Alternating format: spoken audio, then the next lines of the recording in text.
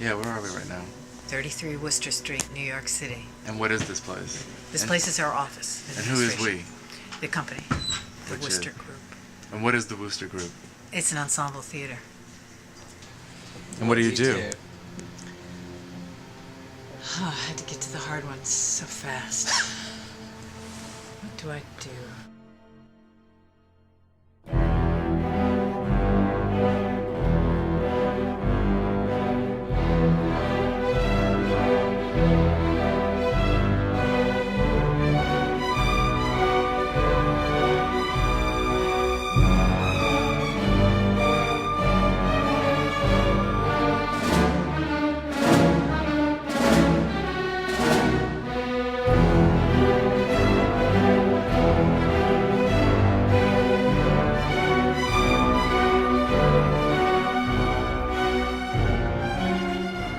Any text that undergoes the mere touch of the Wooster Group is probably going to be met with some preconceptions from the world.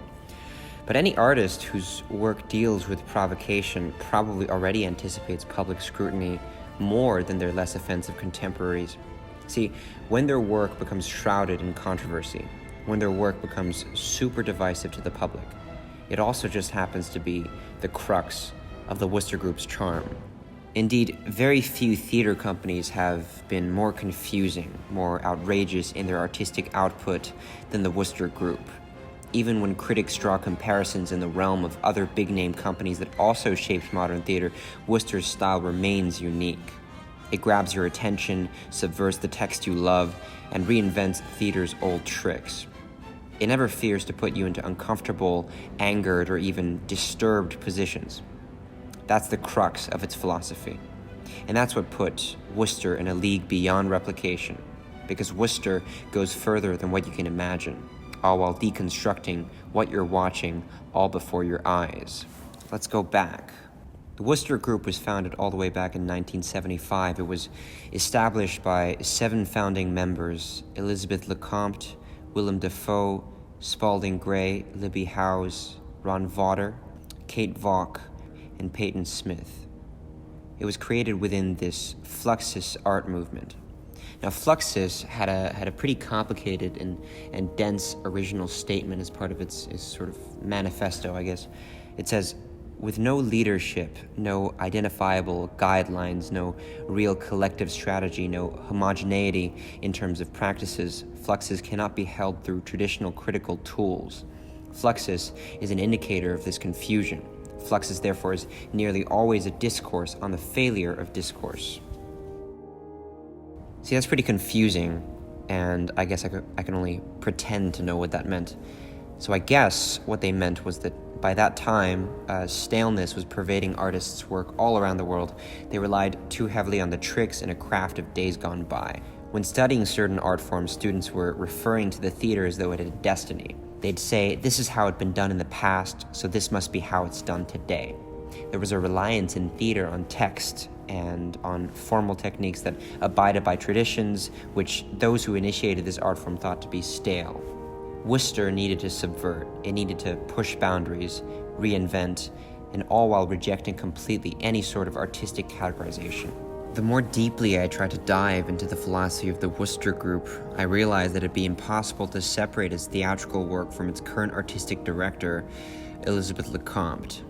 And classifying her work is even more of a daunting task, if not downright impossible, because how do you define someone that's determined to resist artistic categorization? In her approach, she eschews theatrical techniques often used to ground a production, never allowing the audience to fully suspend their disbelief the way it's done in a traditional realist drama. In fact, why don't we take a 10-minute intermission? Thus, she very seldom holds herself responsible to the playwright's text and instead puts into the forefront her own artistic novelty with an experimental twist. Do you start with a visual image when you go in? I did. I started, but it was a visual image that was from the play before, which is Hamlet. Because all of them for me are they're like tales that go through my mind, and the visual is my mind. But what stands out most is probably her attitude toward theater as a whole. And this attitude, when taken into a moral account, is questionable at best. You see, she often gets into public scrutiny when dealing in sensitive waters, as she believes it is important to never allow the public's opinion to dilute one's own artistic vision, even when it means risking offending them. When asked about using blackface in her play Route 1 and 9, she responds like this: "I think the threat was hurting people's feelings, which is a real thing. I'm not in it to hurt people's feelings, but it's also not my primary concern." More on this production later. But even through this rejection of categorization, there are stylistic through lines across most of, if not all, of Wooster's productions. Like, for example, there is this clear use of high-tech audio and visual equipment. There's this Grotowski approach to acting, wherein actors are not necessarily encouraged to embody their characters naturalistically, but rather to explore the absurdism of their characters fully in order to illustrate this crazy, chaotic energy within all works of art. Lastly, there's this rejection of the traditionally textual. See, Wooster didn't feel indebted to do right by the playwright, and instead embraced this auteur-like approach and saw the playwright's words as nothing but a palette upon which to manifest their own vision. So, and I wasn't thinking, oh, this is the right text for that, or it's not the right text. I don't even think about that. I just invent a game or a structure or something, usually some kind of a, I don't know, it's usually some kind of a sport.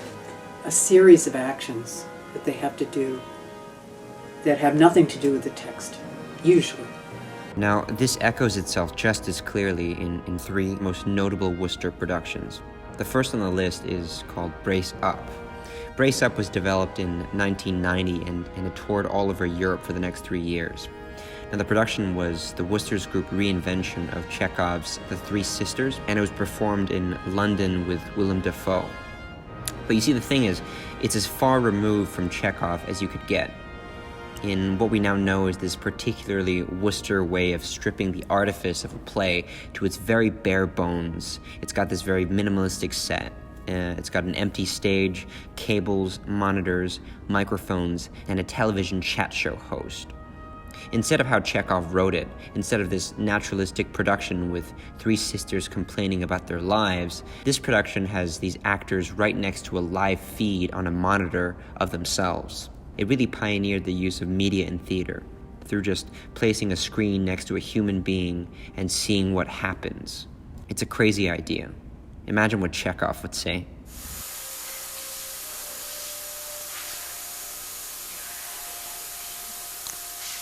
I'm a happy man. Must I remember why she would hang on him? As if increase of appetite had grown by what it fed on, and yet within a month...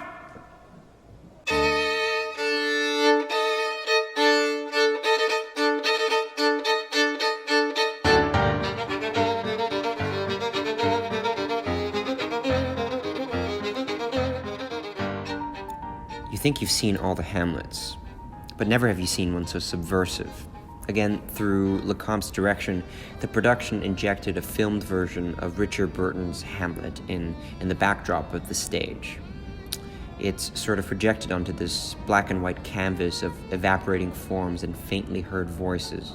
The background haunts the actors, who also play multiple roles and seem to be more emotionally connected than any of the other Wooster productions, deviating from the usual coldness. At times on the screen, the words unrendered pops up, which means that some of the scenes have been lost. And this leaves the actors having to act as their own agents, and they have to sort of fill this vacuum. Some of them check their cell phones, some of them read magazines, and in this one particularly hilarious sequence, they instead run the footage from the Kenneth Branagh movie Hamlet instead. It utilizes a lot of comedy, surprisingly. Shakespeare is rolling in his grave. This song was not in the 1964 Out! Out, thou strumpet fortune! All you gods in general sin, take away our power!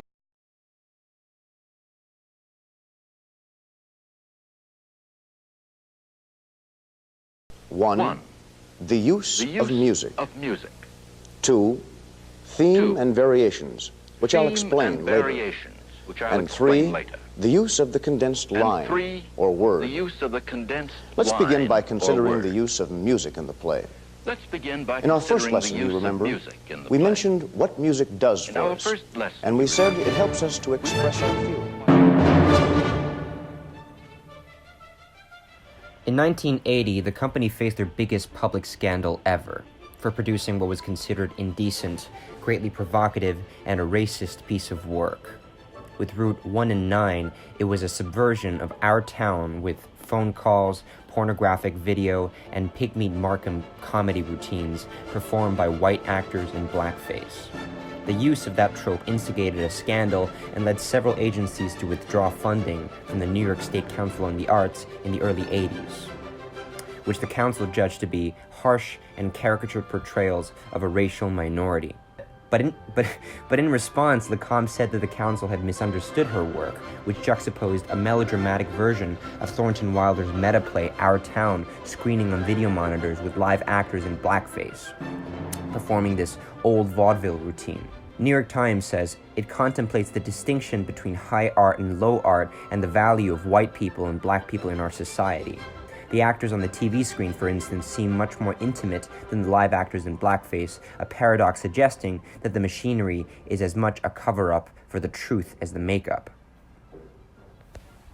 Now, of course, there's never a justification for marginalizing any racial group, but when presented with intention, and taking into context the time in which it was produced, in order to truly grasp what the artist was trying to get at, one should evaluate the specific incident with more patience and open-mindedness.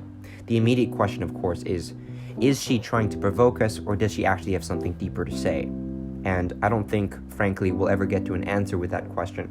So, beyond that question of whether or not this had been downright racist, or outrageous, or courageous in its challenging of subject, a deeper question of the entirety of art is at stake. By virtue of being so polarizing with regards to audience reception, surely there must be something Wooster is doing intentionally. After all, if one's play generated no reaction, it means they're not contributing a change to an already complacent world raised to be comfortable and never challenged when consuming art. Now, whether or not this production was moral, or cheap, or woke, or offensive, we know it's pulled something off. Even though provocation for the sake of provocation should never be justified, the vitality this production has brought to the world, both positively and negatively, means that Wooster has, at the very least, achieved something art had always meant to achieve. Maybe then the question becomes not whether the Wooster Group makes good art, but rather whether they are still able to survive the current shifting landscape of modern political ideologies, which is becoming more and more liberal.